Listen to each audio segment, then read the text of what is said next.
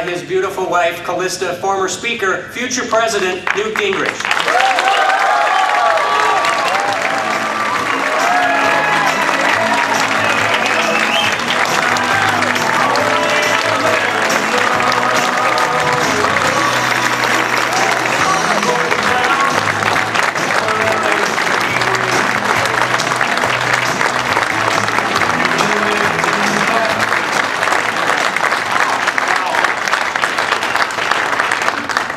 Thank you all very, very much. I'm very grateful. Chris and I are both grateful that you are here tonight.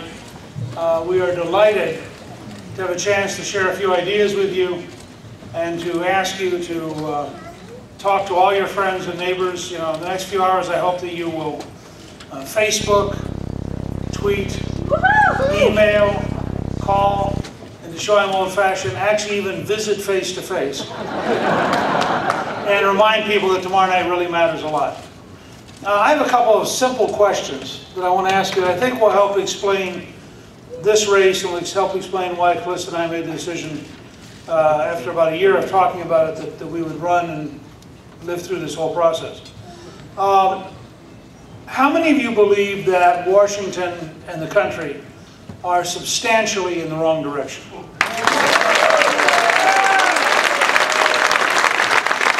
How many of you believe that while we need to defeat Obama, in fact, the changes we need go much deeper and involve many more things, the bureaucracy, the judges, the laws, far more than just changing the president?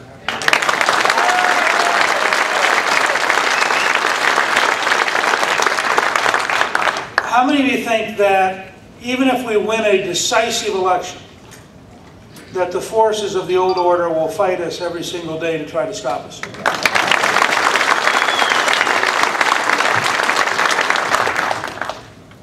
One last question is, it took me a while to sort this out and try to figure this out, so I'm going to share with you something I've been thinking about for the last 3 or 4 days to try to explain why this election is so different. How many of you believe that the level of change we need is really big?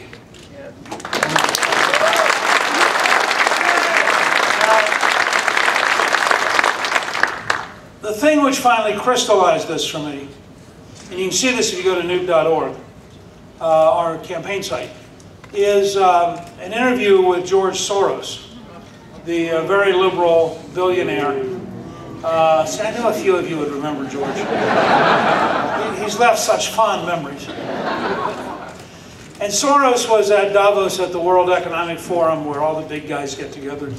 He did an interview with Reuters, which is on videotape, which is what we have at newt.org.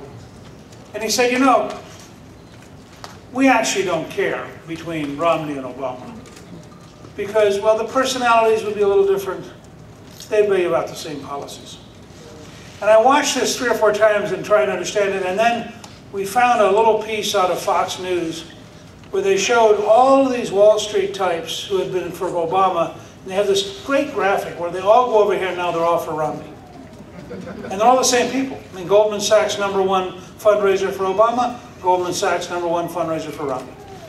And so I began thinking about it, and it made me realize that the real underlying question in this campaign is whether we want an election that involves real change on a large scale, or whether we want an election that has small differences fighting over who's going to manage the decay. Because the truth is, this is, I think, the thing that is very hard for the Republican establishment to understand. You cannot stop the decay without very serious, difficult political conflict in Washington. It is not possible.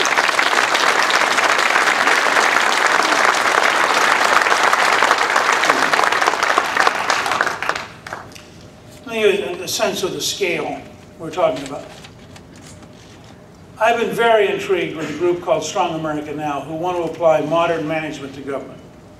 And they believe they can save at least $500 billion a year by applying modern management, and that the effect on the economy might be as much as a $2 trillion increase.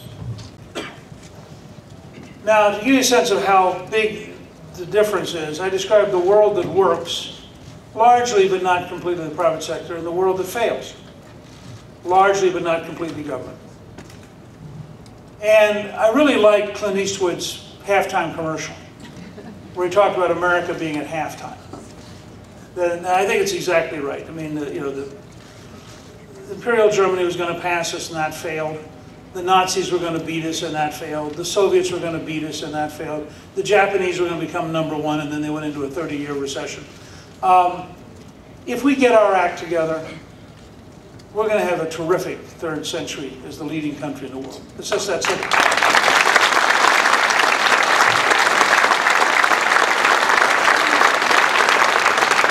But to get our act together involves very dramatic changes. Now let me give you an example.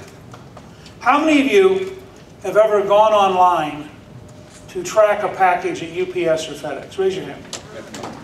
Okay, so I want to make a point here. Raise your hand again. I want you to look around the room. Okay. This is the point I'm trying to get across to my friends in the news media. This is not a theory.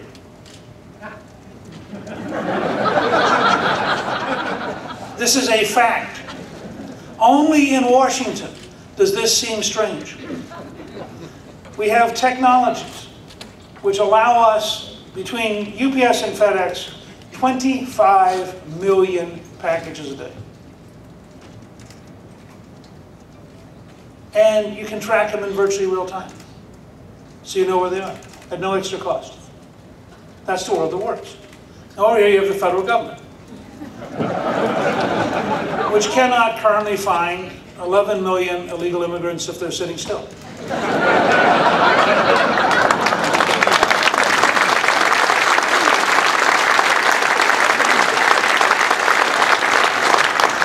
So one of my proposals on illegal immigration has been that we send a package to everyone who's here illegally.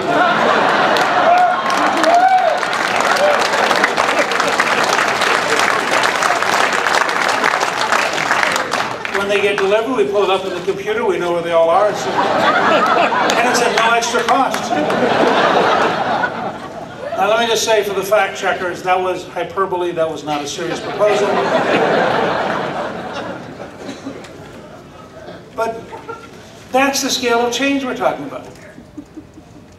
I've been attacked. In fact, Saturday Night Live made fun of me for suggesting that it'll be good for us to go to the moon.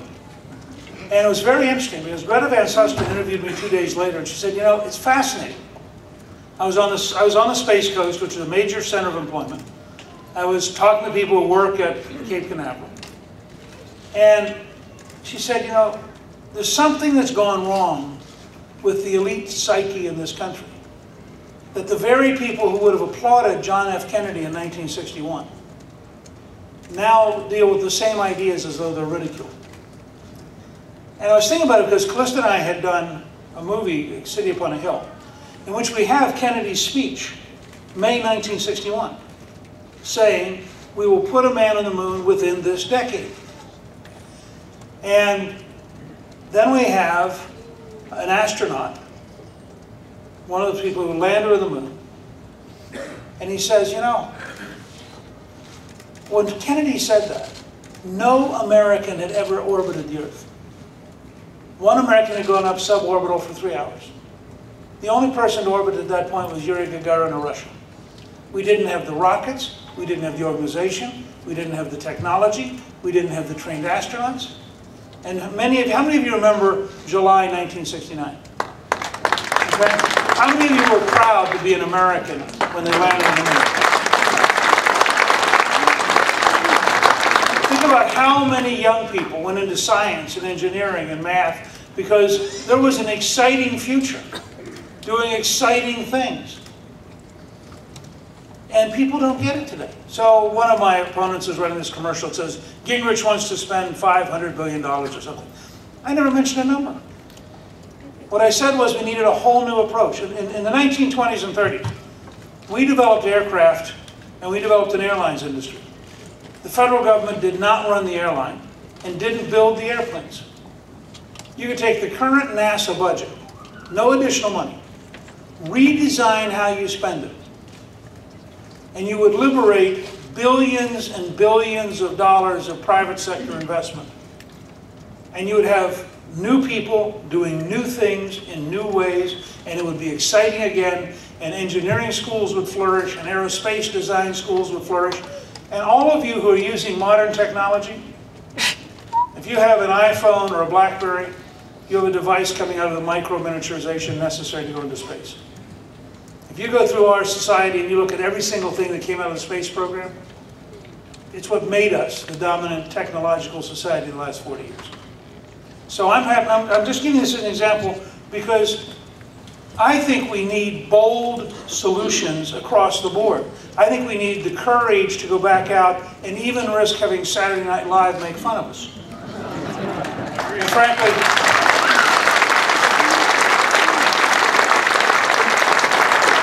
I'm going to double down on my bet.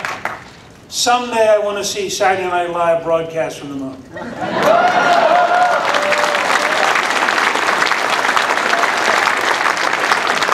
But I'm making a point that has nothing to do with going to the moon, although there's a very important national security implication.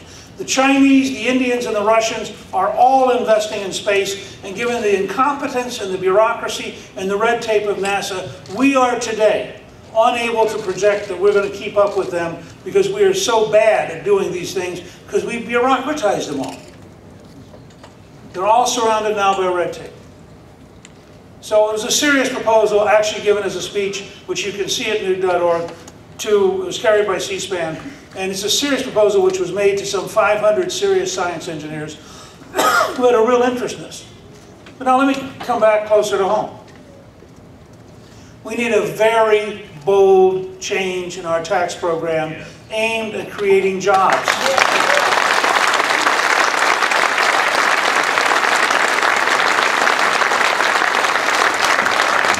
And this is a fundamental difference between Governor Romney and me. He basically has very timid proposals.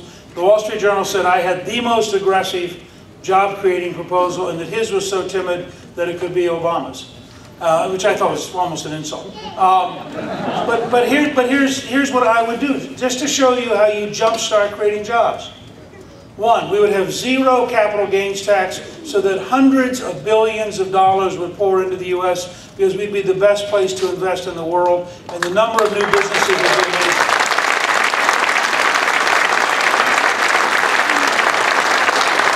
Two, we would reduce the capital gains tax to 12.5%, which is the Irish rate. That would make it better even than the Canadian tax rate. At 12.5%, $700 billion of tied up profit would come home from overseas. Our companies could compete anywhere in the world effectively. And I say to my liberal friends, General Electric would actually pay taxes at that rate.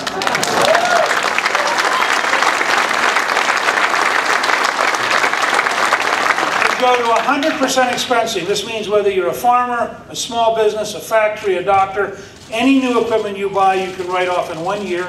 And the purpose is simple. I want to have the best, most modern equipment in the world in order to be in a position that our workers are the most productive and therefore can compete with China and India and win the competition.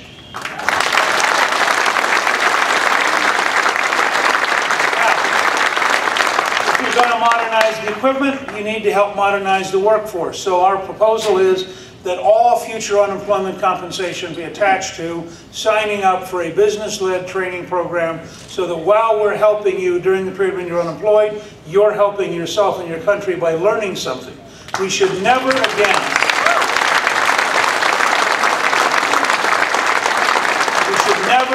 pay somebody 99 weeks to do nothing. It's fundamentally wrong.